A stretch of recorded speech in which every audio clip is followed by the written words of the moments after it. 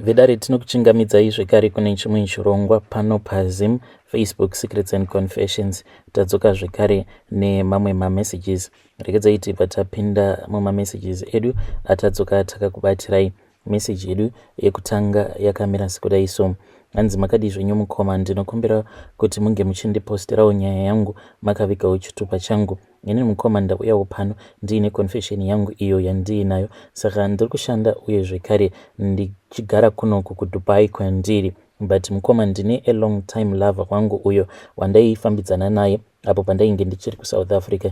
That man mukoma Nashi munhu wekuti akandibatsira muupenyu, but munoziva kuti life changes. I never thought mukoma kuti I was going to change for him. Zvinhu zvekuti zvinogara zvichindirwadza, and at the same time kuti ndinge ndichimuudza handina that level of confidence yekuti ndinokwanisa kumuudza kuti nezvako handichadi. Saka I have been stringing him along and handisi kuda kuti ndige ndichimuzivisa in such a way yekuti munhu anokwanisa kuzozviuraya ariko kwaari ikoko. So mukoma Nashi nemurume uyu takasanganawo zvedu muJoni, then akabva azoti iye ainge achida mukadzi wekuti anenge akangwarira. At that time ndaitova munhu uya wekuti ndainge ndisitomborina kana basa nezvakawanda. So akabva azondingwadza, akabva anditi as a woman you need to at least try some things in life. Ndokubva tatanga kutsvaka mukana, kuzonosvika ndichizowana mukana wekuya kuno kuDubai. Akabva anditi it is fine baby, you can go, even pakava long distance. Chakakosha ndechekuti iwewe neni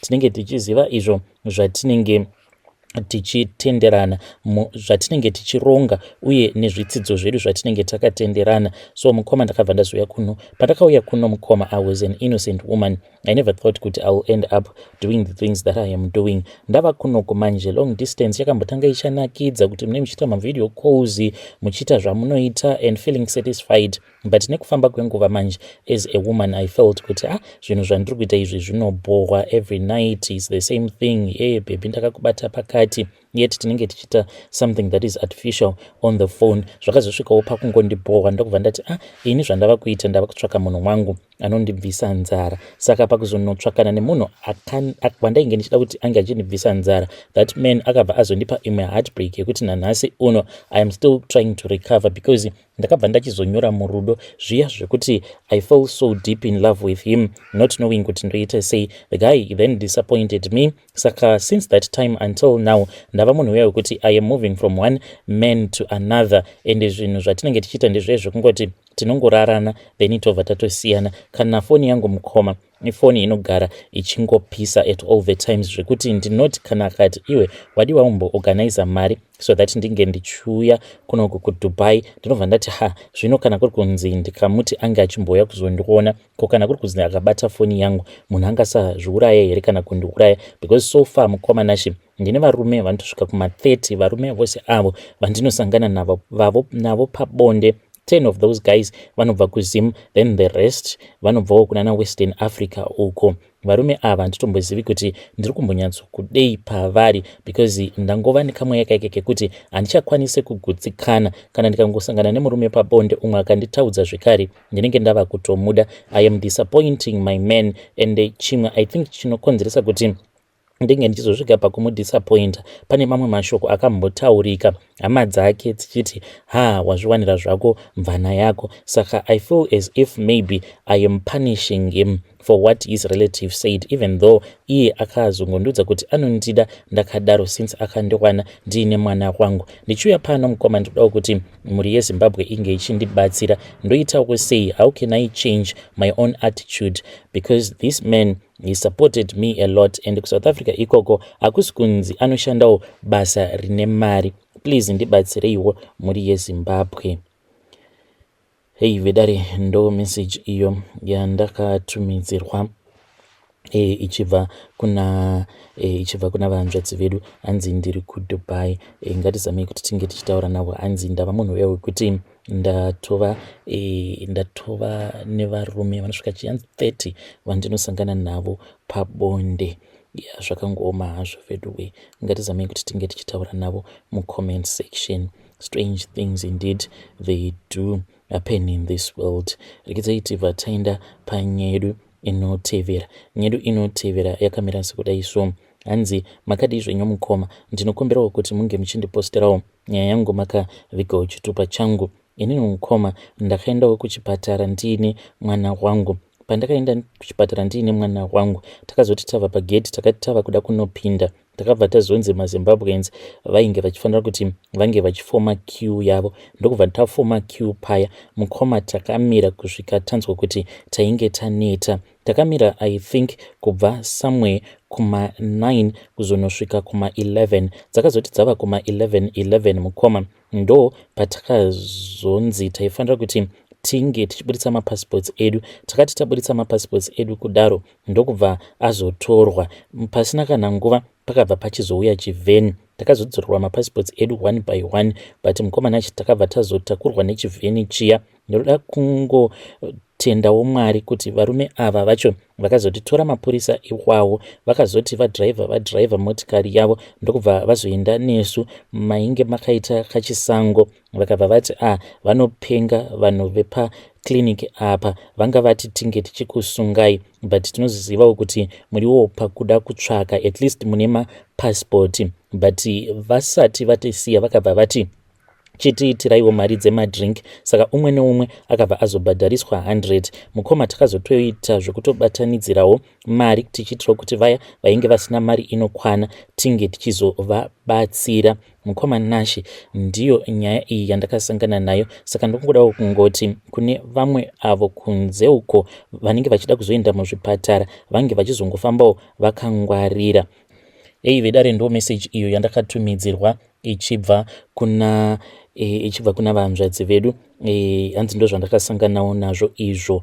Ngatitaureiwo navo mucomment section. Kana muinewo zvamunosangana nazvo, you can come to my inbox. Mamwe masituation amunenge muchisangana nawo muno munyika yevatorwa, please feel free to come to my inbox, then motiudzawo zvamunenge muchisangana nazvo.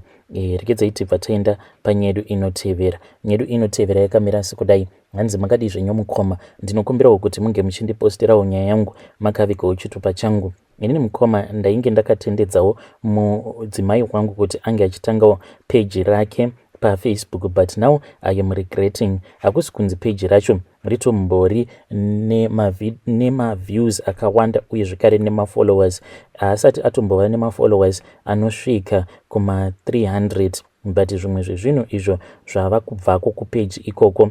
It is even making me to ask kuti kana kuri kuzonzi kumberi uko, kana akazova famous mukadzi wangu anozoita sei? Haangazofambi akashama here achirakidza vanhu sikarudzi yake ipapo papeji pake? Nekuda kwerimwe vhidhiyo iro randakazosangana naro pose apa mukoma, ndaingoti pano nepapo ndonovhiwa peji remudzimai ndichida kuona kuti what is going on, andobva ndatongoona kuti everything is okay.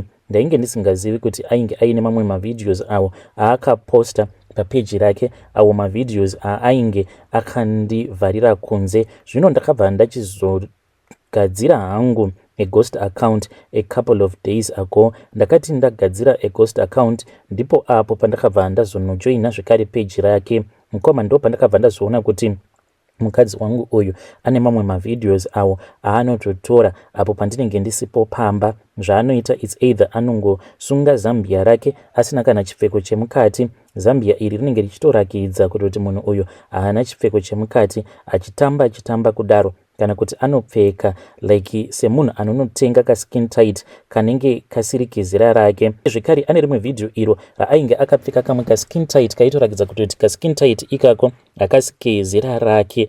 Ende mukoma Nashi, ndakati ndichinotarira kudaro ndakabva ndanzwa ndichirwadziwa. Zvino ndakabva ndazomukonfranta ndikabva ndati handichadi kuti unge uchiita zve-social media. Iye akabva ati manje social media ndo yandichazoita kusvika ndapinda muvhu. Akabva ati zvinenge zvitori nani achiita nezve-social media. Akabva ati social media ndiyo yandisingambofi ndakasiya, kunyangwe zvikanzi zvaita sei inini ndicharamba ndichitoita zve-social media. Ndikabva ndati zvino izvo zvauri kuita naiwe zvekuti unoposta mavidhiyo uchirakidza vanhu muviri wako, kuposta mavidhiyo here paFacebook uchitamba zvisina hunhu kudaro, uye zvekare mavidhios iwawo achizotoita sekunge anonorakidza sikarudzi yako nekuda kwematambudziko matight acho iwawo aunenge wakapfeka anenge asiri esaizi yako. Akabva ati handiti ndo zvinhu chatondiunzira macustomers here. So mukoma, ndiri kudawo kuti mhuri yeZimbabwe inge ichindibatsira zvaizvezvi. Mukoma Nashi ndakatoblokiwa kumafacebook ake ose, uye zvekare ndakabva ndatochinjirwa mapasswords pamafoni. Akabva ati iye haachadi kuona ndichibata mafoni ake until azova famous. Hanzi ndiri kungozviitira zvinhu izvi kuti ndinge ndichikwanisawo kuwana mari, but matsvakiro acho aava kuda kuita mari iyoyo. Ndakamubvunza kuti what will happen kana kuri kunzi zvikanzi iwewe maybe hauzombofi wakaita famous apa uchiita mavhidhiyo akadaro uchirakidza vanhu nyika yose uchirakidza muviri wako. Akabva ati tinozongotangirawo ipapo. Zvino Mukoma Nashi handichazivi kuti ndoita sei, please ndibatsireiwo. Vedare ndo message iyo yandakatumidzirwa ichibva kuna mukoma vedu. Ngatizamei kuti tinge tichitaura navo mukoma vedu ava mucomment section. Rekedzai tibva taenda panyedu inotevera. Nyedu inotevera yakamira sekudai. Hanzi makadii zvenyu Mukoma Nashi, ndinokumbirawo kuti munge muchindipostirawo nyaya yanguwo makaviga chitupa changu. Inini mukoma ndiri kufanira kuti ndinge ndichienda kunorora muna December, but chinzwaika zvakazoitika. Mukoma, inini ndakazosvika pakuita bonde necousin sister yemudzimai wangu, and I don't know what am I supposed to do next, because cousin sister yemudzimai wangu iye ava kuti apa nyaya yatovapo ndeyekutoti banguru ini in the future sezvo matondikanganisa, because ipapo paakanditi munozviziva here kuti banguru inini ndichitoriwo musikana just like my sister. Ndikabva ndati unonyepa, because iye anoita zvekutoenda even kumaclubs nei. Akati ndinongoita hangu musikanzwa, but kudzikama ndakadzikama, handina murume wandakambogara ndakaisa pakati pemakumbo angu ini. So ndakatoti munonyepa mainini, kuzonosvika ndichizonovanyengerera ndokubva tazoita bonde. Ipapo I had never thought about the consequences ekuti mushure mekunge wasangana pabonde nemukadzi ukamubvisa umhandara, iye anenge ava kutoda kutoti unge uchimuroora. So ndakabva ndazotaurirana navo amainini ndichivavhara-vhara. Ndakati ndavavhara-vhara kudaro vakamboita sekunge vainge vasisina basa neni, but now vakabva vati inini pamunini yamakandiita iya yekuti munorara neni, kana mapedza kurara neni mobva mazoti it was a mistake. Mistake inoitwa nemunhu anenge agara asisiri mhandara, noti kuti unobvisa munhu kumhandara kwake, munhu uyauya obva azokuudza kuti imistake. Mukoma Nashi, ndo nyaya iyo iripo. Ivo amainini ava vari kuti muri kutofanira kutoti munge muchindiroora. Saka ndikudawo kuti mhuri yeZimbabwe inge ichindibatsira. Ndoita sei? Ndokansela here? Ndobva ndangoroora zvangu cousin sister yemudzimai wangu. Ndinoti kana ndakamutarisa uyu achazova mukadzi wangu, she does not even know what is coming her way. Vedare ndo message iyo yandakatumidzirwa ichibva kuna mukoma vedu avo. Please hanzi ndibatsireiwo, ndakaitawo blunder, ndakaita mistake, but ndibatsireiwo mhuri yeZimbabwe nema-ideas. Regedzai tibva taenda panyedu inotevera. Nyedu inotevera yakamira sekudai. Hanzi makadii zvenyu Mukoma, ndinokumbirawo kuti munge muchindiposterawo nyaya yangu makaviga chitupa changu. Ndiri munhuwo zvangu ndinoenda kuchechi, but ndichienda kuchechi kudaro sandi kuti ndinenge ndichitoti mwoyo wangu uri pana Mwari. Ini Mukoma ndakatemererwawo nyora dzandakatemererwa apo pandainge ndichiriwo mwana mudiki. Zvino Mukoma, pandakazoona kuti Mwari variko zvechokwadi ende vane simba kudarika shavi iro rinopota richiuya kuzogara pandiri, this was when I got married. Saka nemukomana wangu uyu tainge takasangana nawo zvedu pamasocial media already. Ndainge ndagara ndiine mwana wangu 1, saka takatora nguva yakati rebei tichingotaura zvedu pamasocial media. Then ndokubva tachizosangana, munhu akabva ati iwe ndakuda. So akabva ati ainge achida kuti ndinge ndichimbonogara namai vake, iye achiri busy achitsvaka mari yekuti anga achindiroora. Aiva munhu uyayo aiva nekaruchengera. Ndikati panapa zvemarriage zvinokwanisa kutokona, let me go and do what he wants. Saka ndakabva ndazoenda paya, ndikabva ndatanga kugara namai vake. Ndichitoenda kuya Mukoma Nashi, nditori nefriend yangu yandakatofonera ikatouya ikandipa zvayakandipa mushure mekunge tazoburuka mubhazi kuHarare, then yakandipa mishonga imwe yandaifanira kuti ndinge ndichizonopfungaidza usiku ihwohwo hwandainge ndichazonorara pamba pevabereki wemukomana wangu uyu. So inini yangu mishonga ndainge ndakaisiya somewhere because zvainge zvisingaiti kuti ndinge ndichizofamba nayo nekuda kwezvimwe zvikonzero. Saka mukoma usiku hwakazoti hwasvika, mukoma ndakati ndichida kunobata handbag yangu, ndakabva ndatanga kunzwa kutsva, ndakatsva mukoma nacho zvimwe zvekuti I had never felt so much heat in my life. Ndokubva ndatanga kudikitira paya, ndikabva ndati ko what is going on. Ndipo apo pandakazoti regai ndinge ndichimbobuda panze. Saka ndakati ndabuda panze kudaro, ndo pandakabva ndazonzwa ivo vamwene vangu vachinamata. Vainge vachinamata zvavo vakapfugama, but vainge vari nechekuseri kwemba. Ndikanyangwaira mukoma Nash, ndokubva ndavaona.